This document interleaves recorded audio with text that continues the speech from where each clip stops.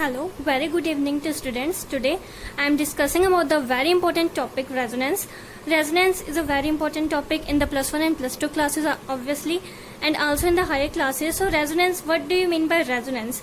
So when there is more than one valid Lewis structures for a particular molecule, so we apply the concept of resonance. So resonance is for the molecules.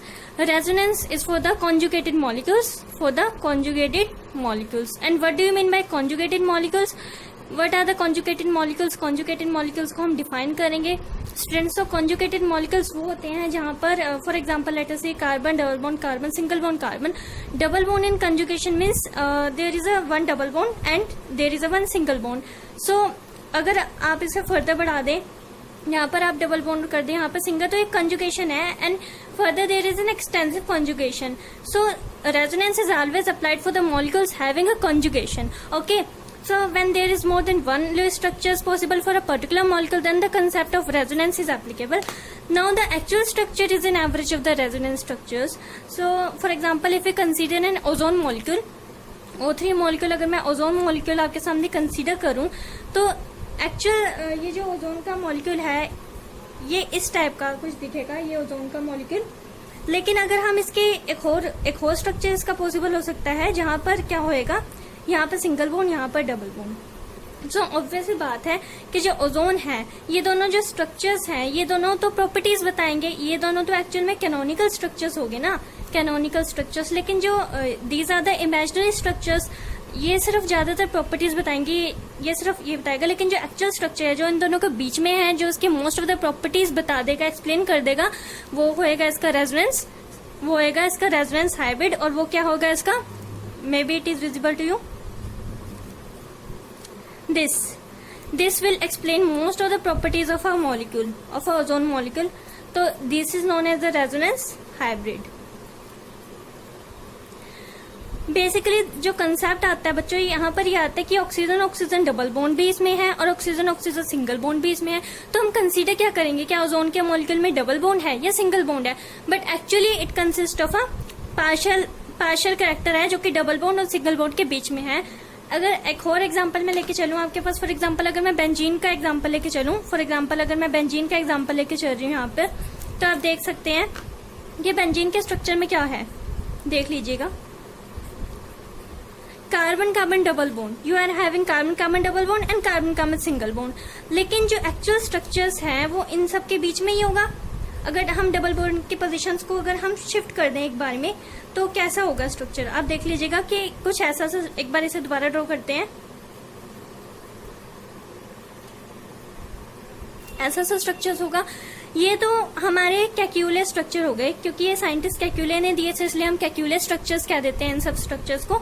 लेकिन अगर मैं बात करूं जो average structure है, जो उसका resonance hybrid है, वो क्या होगा, वो ऐसा होगा जिसमें ना तो कार्बन डबल बॉन्ड है, ना तो कार्बन सिंगल बॉन्ड है. एक्चुअली में जो हम बॉन्ड डिस्टेंस देखेंगे, जो कार्बन डबल बॉन्ड है वो कितना होना चाहिए, 1.34 एंगस्ट्रॉम होता है. और कार्बन सिंगल बॉन्ड अगर हम देखेंगे तो वो 1.54 एंगस्ट्रॉम होता है.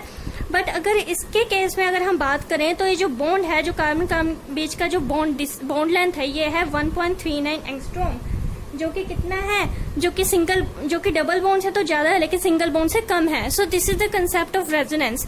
सो let us discuss some more examples. So students, अगर हम कंसीडर करें कि अलाइल कार्बोकेटाइन का एग्जांपल अगर हम कंसीडर करते हैं, तो इसमें कैसे हम देख सकते हैं, यहाँ पर देख सकते हैं आप कॉन्जुगेशन है, जैसे कि मैंने आपको बताया था. अगर रेजोनेंस तब होता है जब कॉन्जुगेशन होती है, there is a conjugation in a molecule. So यहाँ पर कॉन्जुगेशन आप देख सकते हैं, double bond separate by single bond. So यहाँ पर रेजोनेंस पॉसिबल है. तो इसमें कैसे रेजोनेंस देखेंगे, तो CH2 single bond CH, double bond CH2, obviously plus positive charge यहाँ पर लग जाएगा. ठीक है, तो ये दोनों तो आपके पास रेजोनेंस स्ट्रक्चर्स 1 हो गए और ये रेजोनेंस स्ट्रक्चर्स 2 हो गए. ये दोनों ही इमेजिनरी स्ट्रक्चर्स हैं. कैसे स्ट्रक्चर हैं, इमेजिनरी स्ट्रक्चर्स, या फिर आप इसे कहोगे कि ये दोनों ही क्या है, कैनोनिकल स्ट्रक्चर्स है. लेकिन जो एक्चुअल स्ट्रक्चर होगा वो कैसा होगा, जो इनके बीच में लाया करेगा वो ऐसा होगा, CH2 CH2. ऑब्वियस ही बात है, यहाँ पर दोनों में डेल्टा पॉजिटिव दोनों में चार्ज आ जाएगा. तो ये तो रेजोनेंस हाइब्रिड है हमारे पास. क्या कहेंगे इसको आप, रेजोनेंस हाइब्रिड.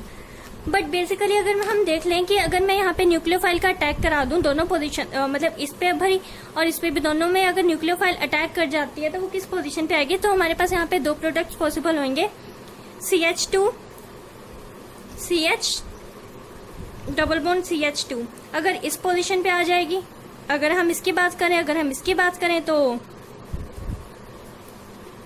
इस पोजीशन पे भी न्यूक्लियोफाइल ने अटैक कर दिया। सॉरी, यहाँ पर नेगेटिव चार्ज है। न्यूक्लियोफाइल वो होते हैं जो कि न्यूक्लियस लविंग होते हैं, but they have a negative charge. ठीक है, तो इस पोजीशन पे हो गया। तो ये एक एग्जांपल था कि कैसे हमारे रेजोनेंस हो सकता है। सेकंड, अगर हम सिंपल एग्जांपल की बात करें, वो है carbon dioxide molecule, which is a very very simple example. So अगर आप कार्बन डाइऑक्साइड मॉलिक्यूल की बात करेंगे, बिल्कुल सिंपल कंसेप्ट है। उसमें क्या होगा देख लीजिए, सिर्फ आपने बॉन्ड की ट्रांसफर करनी है, as simple as that.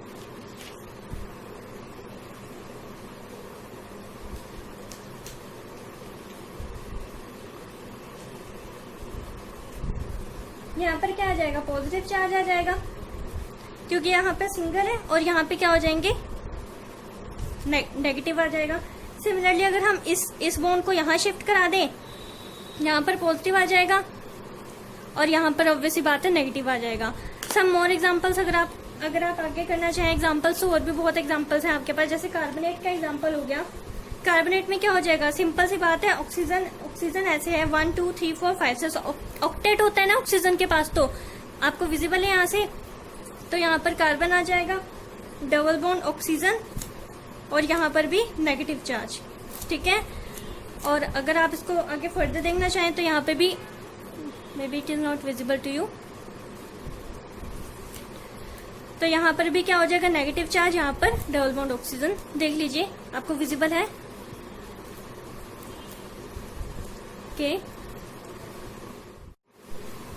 Students, moving on to the next concept, हमारे पास होती है resonance energy. What is the resonance energy? The difference in energy of the resonance hybrid. Resonance hybrid तो मोस्ट स्टेबल होगा। क्यों? सबसे ज्यादा स्टेबल होगा, क्योंकि वो सबसे ज्यादा प्रॉपर्टीज एक्सप्लेन करेगा मॉलिक्यूल की। रेजोनेंस हाइब्रिड सबसे ज्यादा स्टेबल होगा और सबसे कम एनर्जी का होगा, और वो मोस्ट स्टेबल। एक तो रेजोनेंस हाइब्रिड हो गया, और जितने भी आपने अभी एग्जांपल्स में जितने भी जो स्टेबल, सबसे ज्यादा जो स्टेबल कॉन्ट्रीब्यूटिंग स्ट्रक्चर है, उन दोनों के बीच का जो डिफरेंस होता है वो हमारा रेजोनेंस एनर्जी होता है। ये देख लीजिए, ये पॉइंट यहाँ पर मेंशन है, उसे हम रेजोनेंस एनर्जी कहेंगे। तो देख लेते हैं जो रेजोनेंस हाइब्रिड है। फॉर एग्जाम्पल बेंजीन के केस में जो रेजोनेंस हाइब्रिड था, वो इन दोनों दो स्ट्रक्चर्स का, ये जो दो स्ट्रक्चर्स थे हमारे पास जो हमने बनाए थे, इन दोनों का जो एवरेज था, ये जो एवरेज था आपके पास, वो हमने रेजोनेंस हाइब्रिड ले लिया। तो ये जो रेजोनेंस हाइब्रिड है वो सबसे ज्यादा जो स्टेबल कैनोनिकल फॉर्म्स हैं, इसमें सिर्फ अभी तक हमारे पास यही फॉर्म्स आई हैं। तो ये जो डिफरेंस है तो इसे हम रेजोनेंस एनर्जी कहेंगे। देख लीजिए, आपके पास एनर्जी आपको पता ही है, सबसे ज्यादा stable. Okay, so resonance hybrid is the most stable of any other contributing structures. So main concept तो हमारा ये है कि जो रेजोनेंस है, कि आपके पास जो रेजोनेंस है वो कहाँ पर अप्लाई होता है? वो सिर्फ कॉन्जुगेशन सिस्टम में ही होता है। What are the conjugated system? System having parallel p orbitals along with at least 1 pi electrons. तो इसे हम कहेंगे मतलब वो होता है हमारे पास कॉन्जुगेटेड सिस्टम्स। आपको एक बार बता देती हूँ, जहाँ पे कम से कम एक पैरेलल p ऑर्बिटल्स हो along with 1 pi electrons. So hope you enjoy this video. Okay, maybe it is not visible to you. See, so hope you enjoy this video. Thank you very much for watching.